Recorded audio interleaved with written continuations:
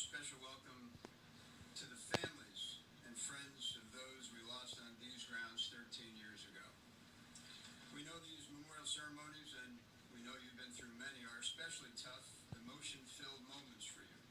It takes a great deal of courage to keep coming back here, so thanks for being here. Not long ago, I received a note from a mom whose daughter is buried just across the way at Arlington Cemetery. She said the pain of losing someone you love, even years later, never really goes away. At any instant, a smell or a color or a song or a date on the calendar like today can bring into stark relief that first raw moment when everything changed. She said if there's any secret to grieving, it's that there can be room for sorrow and joy, sadness and pride, to exist in the same space at the same time. And she learned that grief is not a lack of faith nor a sign of weakness, it's just the price of love. Today is foremost about reflecting and about remembering and about the love for the 184 lives that ended here at the Pentagon and those that perished in New York and in Somerset County. Today is also about strength and about resolve. We find strength in the children who lost parents on 9/11 and who have blossomed into fine young adults and are now making their own mark on their world. We find resolve in the men and women that 9/11 roused to step forward to defend our country, a generation that has served in Iraq and in Afghanistan. And today offers us, all of us, the opportunity to rededicate our own lives to the causes of our great nation and its great future.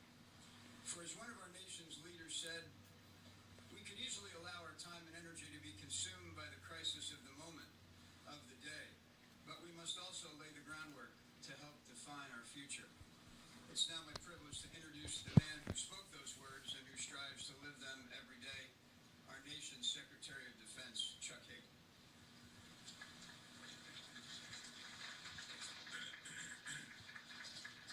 General Dempsey, thank you. Mr. President, Mrs. Obama, distinguished guests, family members, and survivors. We will never forget what happened on this day, at this hour, in this place. An act of terror that shook the world and took the lives of 184 Americans. Today, we remember those we lost on that day, this day, as we are surrounded by those who love them. We celebrate our nation's strength and resilience, surrounded by those who embody it. And we draw inspiration from the ways in which survivors and victims' families continue to honor their legacy. Our thoughts also turn to others whose lives were forever changed that day. The first responders and survivors, whose heroism and resilience we celebrate. The Pentagon personnel who came to work the next day with a greater sense of determination than ever before. And the men and women in uniform who have stepped forward to defend our country over 13 long years of war, bearing incredible sacrifices along with their families. We live at a time of many complicated challenges, but America has always faced challenges, and we have always responded as a nation united in purpose, woven together in a fabric of strong character and resounding commitment to each other and to our country.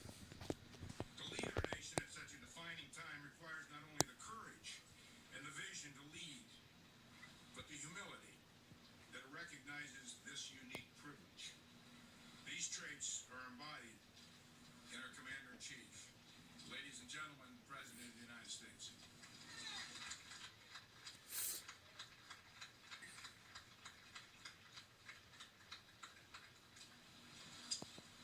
Good morning. Scripture tells us we count as blessed those who have persevered. Secretary Hagel, General Dempsey, members of our armed forces, and most of all, the survivors of that September day and the families of those we lost, Michelle and I are humbled to be with you once again. It has now been 13 years. 13 years since the peace of an American morning was broken. 13 years since nearly 3,000 beautiful lives were taken from us, including 125 years of moments they would have shared with us, 13 years of memories they would have made. Here once more, we pray for the souls of those we remember, for you, their families, who love them forever, and for a nation that has been inspired by your example, your determination to carry on, your resolve to live lives worthy of their memories. As Americans, we draw strength from you. For your love is the ultimate rebuke to the hatred of those who attacked us that bright blue morning. They sought to do more than bring down buildings or murder our people. They sought to break our spirit and to prove to the world that their power to destroy was greater than our power to persevere and to build. But you and America proved them wrong. America endures in the strength of your families who, through your anguish, kept living. You've kept alive a love that no act of terror can ever extinguish. You, their sons and daughters, are growing into extraordinary young men and women they knew you could be. By your shining example, your families have turned this day into something that those who attacked us could never abide, and that is a tribute of hope over fear and love over hate. America endures in the tenacity of our survivors. After grievous wounds, you learned to walk again and stand again. After terrible burns, you smiled once. For you, for our nation, these have been difficult years, but by your presence here today in the lives of service that you have led, you embody the truth that no matter what comes our way, America will always come out stronger.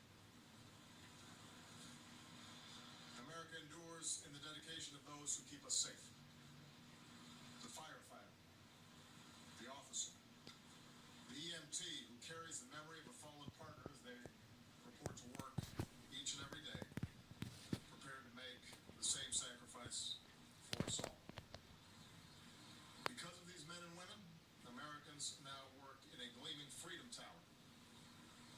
We visit our great cities, we fill our stadiums, and cheer for our teams.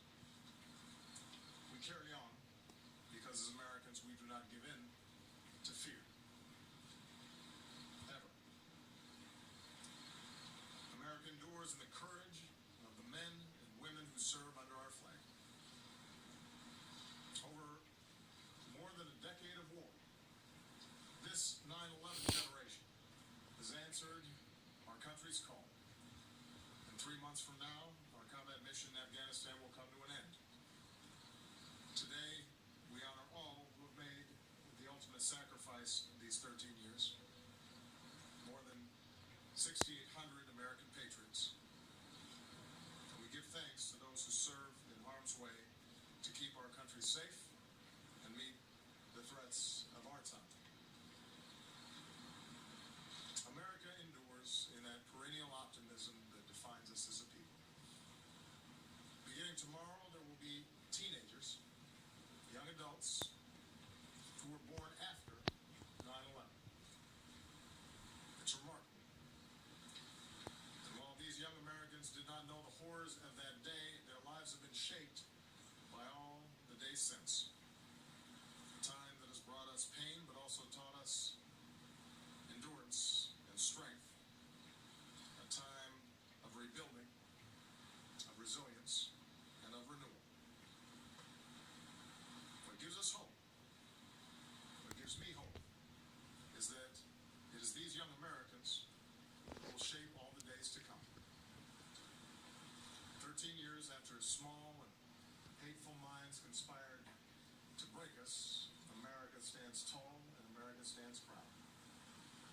And guided by the values that sustain us, we will only grow stronger. Generations from now, Americans will still fill our parks, our stadiums, our cities. Generations from now, Americans will still build towers that reach toward the heavens, still serve in embassies that stand for freedom around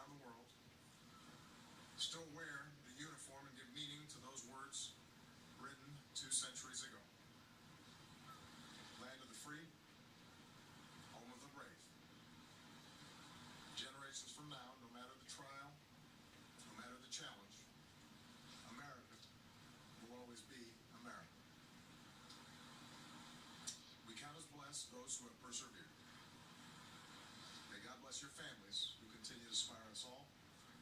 May God bless our armed forces and all who serve to keep us safe.